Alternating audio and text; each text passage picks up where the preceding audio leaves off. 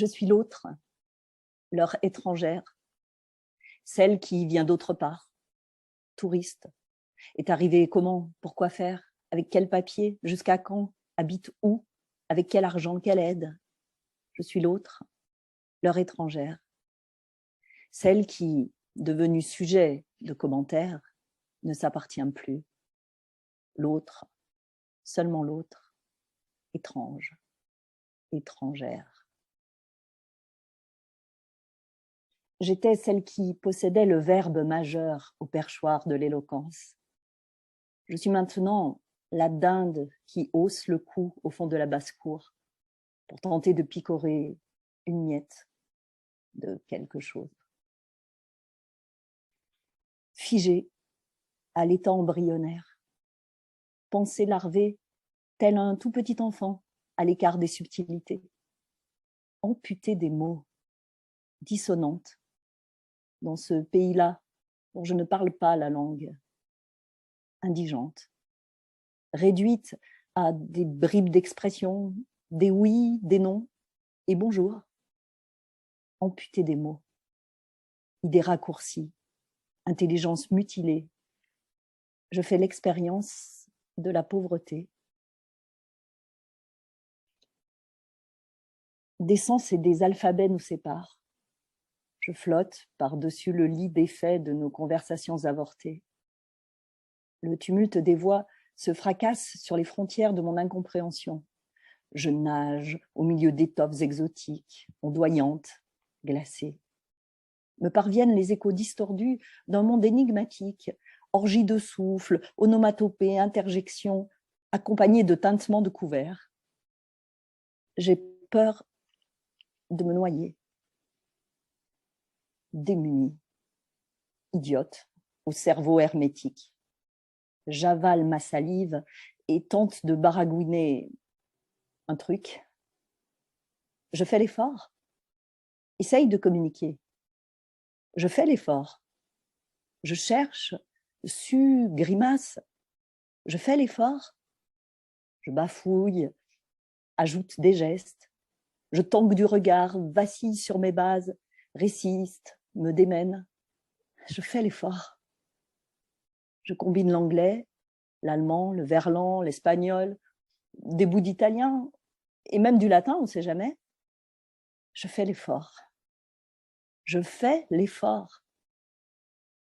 Un effort, n'importe qui est capable de le repérer, non?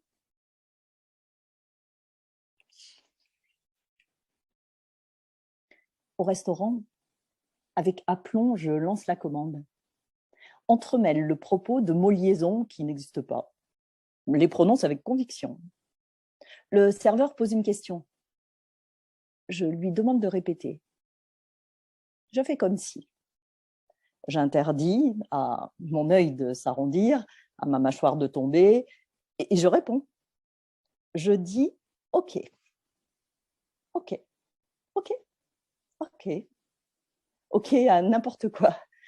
Et me retrouve avec un sandwich chaud, rempli de verre, gluant et épicé. Ok. Les animaux se comprennent-ils par-delà les continents?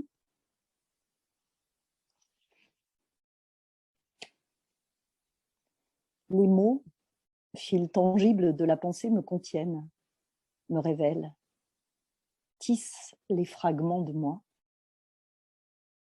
Dépouillée du verbe, mon intégrité s'effiloche. Ma personnalité prend l'eau. Je gondole.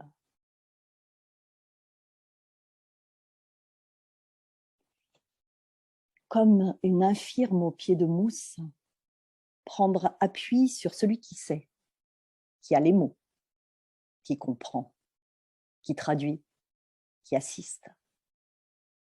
Lierre envahissant, vivre à ses crochets, à sève dépendante, se cramponner à ses lumières, ramper, se hisser. Attention à ne pas trop l'épuiser. Figurante hors jeu, en attente d'un rôle, je souris sans arrêt. Je ne parle pas, ne bouge pas, respire furtivement. Et si j'agite un orteil, ce n'est jamais le bon.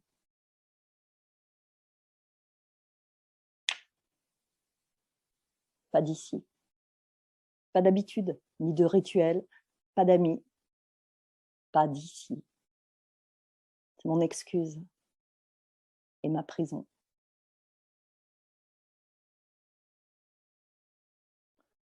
Je ne comprends pas. Je ne peux pas me positionner, débattre, entrer en conflit. Aucun contradicteur, ni opposant, ni soutien. Je ne comprends pas. Je ne peux pas raconter, donner à rêver, discourir, agir. Plus le moindre désir ne m'anime. Je ne comprends pas. Je me morfonds, cerveau débranché. J'attends que quelque chose advienne, que quelqu'un me prenne par la main. Je ne comprends pas. Je me réfugie sous mon ignorance. I don't understand, no comprendo, stop, basta, laissez-moi tranquille. Je ne comprends pas. Ça évite finalement bien des problèmes et des fatigues.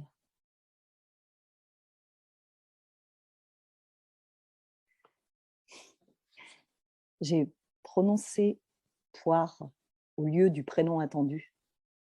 Éclat de rire, en cascade, gêne.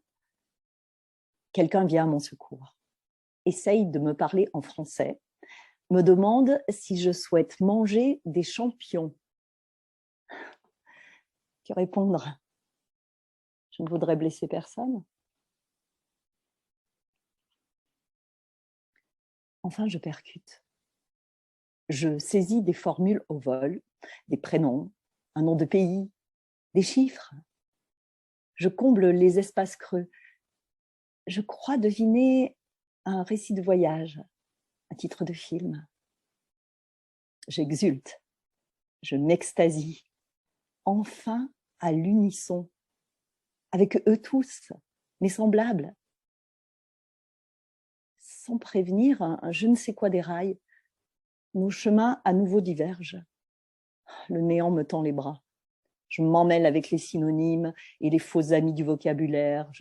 Je confonds pourboire et gratuité, vacances et disponibilité, journée et voyage, confidence et confiance. Je continue pourtant d'inventer du sens dans les interstices des conversations, jusqu'à ce que mes méninges vrillent et improvisent des divagations joyeuses.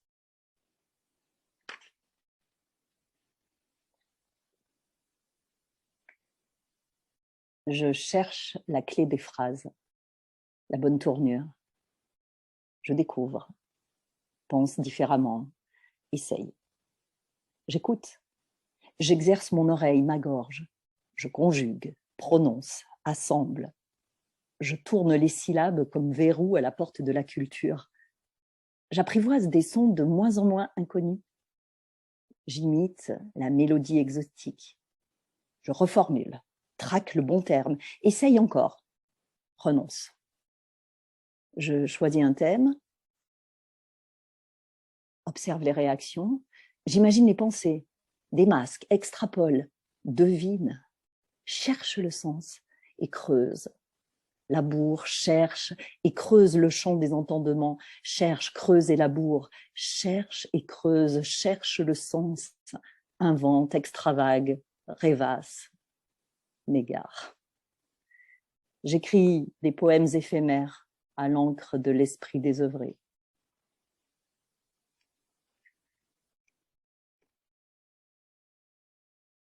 À l'étroit parmi les mots d'ici, mes dents, mon souffle, mes lèvres grésillent, riches d'un or dont nul ne soupçonne la valeur.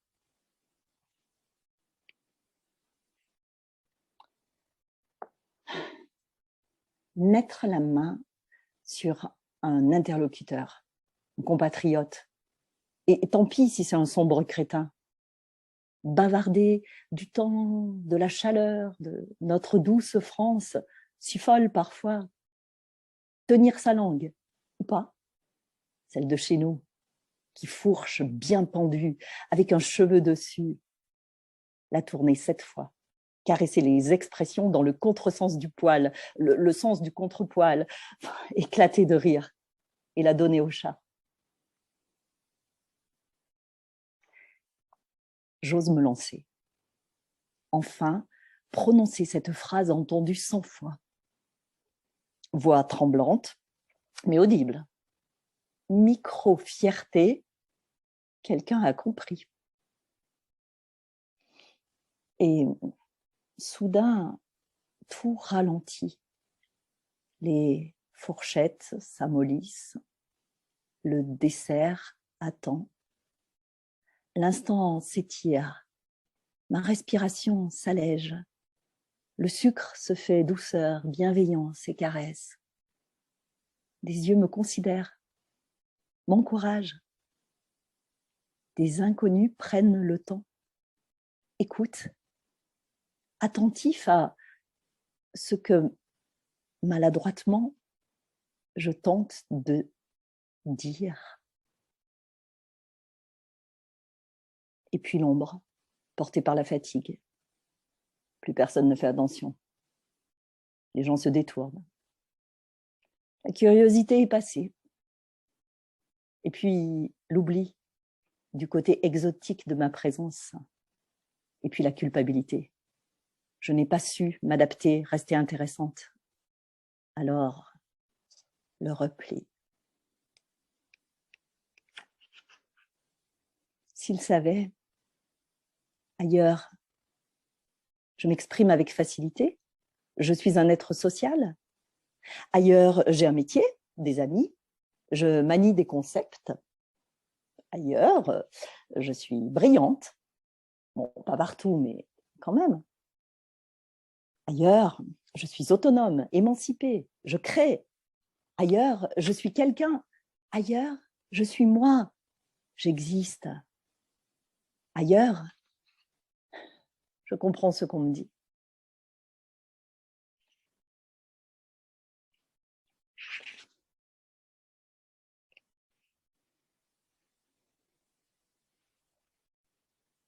Ça pousse depuis les limbes. Ça pousse depuis mes membres inutiles et ça m'entraîne. Ça pousse depuis mon ventre, depuis le lieu de tous les enfantements. Ça se contracte, remonte la colonne d'air. Ça me fait ouvrir la bouche, me tend vers les autres. C'est cette nécessité de montrer, oui, que j'existe, présente au sensible, au banal et au subtil, bruyante parmi les autres, vivante. Mon antre intime n'a pas d'autre issue que les yeux d'un tiers. Lui, elle, toi, vous, mes proches, mes lointains, ma famille.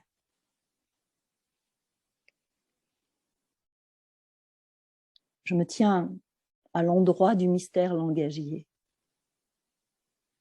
L'évidence cherche ses mots. Dire, impossible, insurmontable. Alors, écrire. Réduite à ma plus simple expression, réduite au silence. Alors, je décide de prendre le silence comme on prendrait la parole. Acquérir de l'épaisseur en me taisant. Accepter de compter moins. Bâtir un territoire intérieur immense, dense, intense.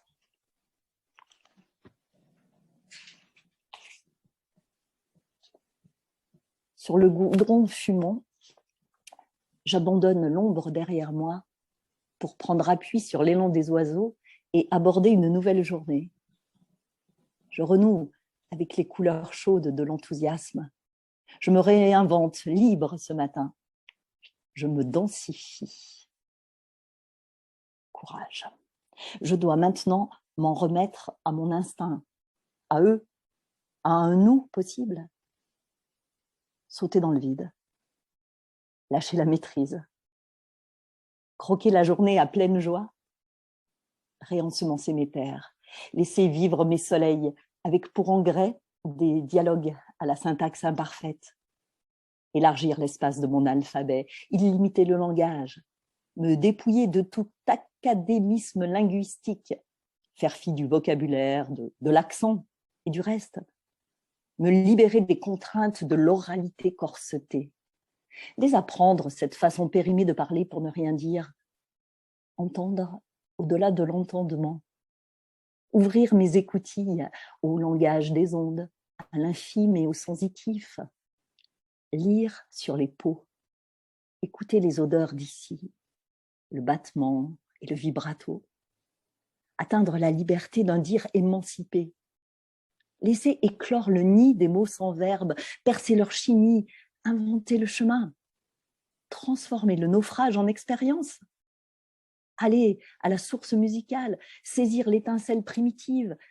laisser la lumière raconter l'histoire, tisser un lien entre le visible et l'invisible, naviguer en souplesse sur des océans indomptés, tricoter l'audible avec la masse des non-dits, cultiver l'intuition, la poésie, m'installer dans les détours du sens, y sentir bien. Enfin, je ne comprends rien. Je comprends l'essentiel. Je ris. Je tremble de cette nudité soudaine. Je lâche les amarres. Et je tremble d'une autre écume, d'un incroyable vertige. Et je tremble, non plus de peur, mais d'excitation à découvrir une autre moi-même.